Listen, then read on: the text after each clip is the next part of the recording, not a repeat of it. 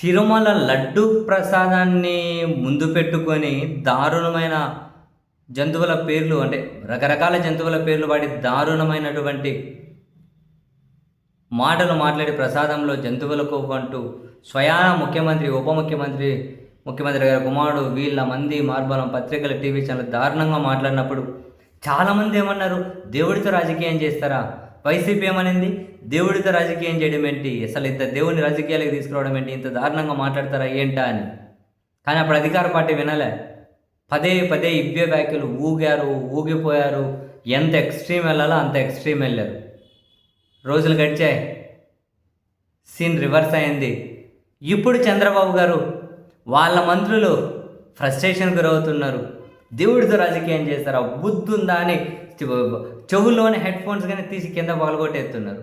మండలిలో బుద్ధుందా, దేవుడితో రాజకీయం చేస్తారా, దేవుని రాజకీయాలకు తీసుకొస్తారా, దేవుడు అంటే గౌరవం ఉండద్దా, దేవుడు అంటే భక్తి ఉండద్దా, ఈ వైసీపీ వాళ్ళకు బుద్ధి లేదు, దేవుడితో రాజకీయం చేస్తారు, దేవుడి ప్రసాదంతో రాజకీయం చేస్తారు అని చెప్పి ఇప్పుడు వీళ్ళు ఉల్టా వైసీపీని అంటూ ఉన్నారు. నిజంగా వైఎస్ఆర్ కాంగ్రెస్ పార్టీ చంద్రబాబు గారి తెలుగుదేశానికి కానీ ఆ పార్టీ నాయకులకు కానీ ఇంకా ఊగుడు స్టార్ అయినటువంటి ఆ పార్టీకి ఆయనకు కానీ వాళ్ళ పార్టీ వాళ్ళకి కానీ ఏమన్నా టిట్ ఫార్ టాటా? ఎవరైతే దేవుణ్ణి ప్రసాదాన్ని ముందు పెట్టి రాజకీయం చేయాలనుకున్నారో ఆ ఎపిసోడ్లో వాళ్ళనే పూర్తిగా ముంచేసే ఆధారాలు బయటపెట్టినటువంటి వైసీపీ, దేవుడితో రాజకీయం చేయాలని బయలుదేరిన వాళ్ళే తూచు దేవుడితో రాజకీయం ఏంటి, వైసీపీ వాళ్ళకు బుద్ధి లేదని చెప్పి పీచే మూడని చెప్పి వెళ్ళిపోయే పరిస్థితి. కాలం ఎంత వేగంగా మారింది, సీరియస్లీ కాలం ఎంత వేగంగా మారింది. అసలు దేవుడితో రాజకీయం మొదలెట్టింది ఎవరు? కౌ ఫ్యాటు, పిగ్ ఫ్యాటు, జంతువుల కొవ్వు, నోటికి ఏది వస్తే మాట్లాడింది ఎవరు? విషయం సుప్రీంకోర్టుకు పోయి సుప్రీంకోర్టు నుంచి సిబిఐ సిట్లో భాగస్వామి చివరికి సుప్రీంకోర్టు ఇచ్చే నివేదిక ఏంటి, ఇప్పుడు బయటపడుతున్న వివరాలు ఏంటి, ఆ నివేదికలో బయటపడ్డ వివరాలు ఏంటి, అసలు వీళ్ళు చెక్ చేసిన 4 ట్యాంకర్ల నెయ్యి అనేది అసలు చంద్రబాబు గారి పీరియడ్నే లోపలికి పోయింది అన్న ఆధారాలు కూడా ఈవెన్ నిన్న జగన్మోహన్ రెడ్డి గారు కూడా బయటపెట్టారు. మొత్తం వాళ్ళకే చుట్టుకుంది, బూమరంగ్ అయింది.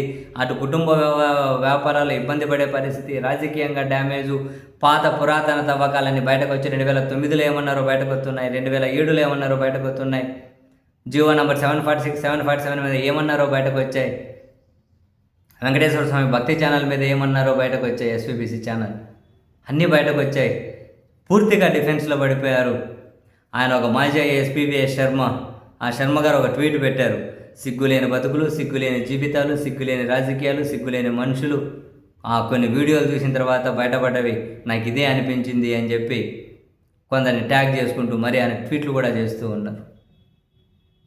దేవుడి ప్రసాదాన్ని ముందు పెట్టి జగన్మోహన్ రెడ్డి గారిని వైసీపీని టార్గెట్ చేయాలనుకున్న వాళ్ళు అది వీళ్ళకే చుట్టుకునేసరికి తూచు దేవుడితో రాజకీయం ఏంది అని అంతవరకు వచ్చారు అంటే సీరియస్లీ వాళ్ళ వేలుతోనే రాజకీయంగా వాళ్ళ కన్ను నిజంగా పొడిపించడంలో ఇప్పటి వరకు వైఎస్ఆర్ కాంగ్రెస్ పార్టీ దానికి సంబంధించిన ఆధారాలని జనం ముందు పెట్టడంలో డెఫినెట్లీ సక్సెస్ అయ్యారు.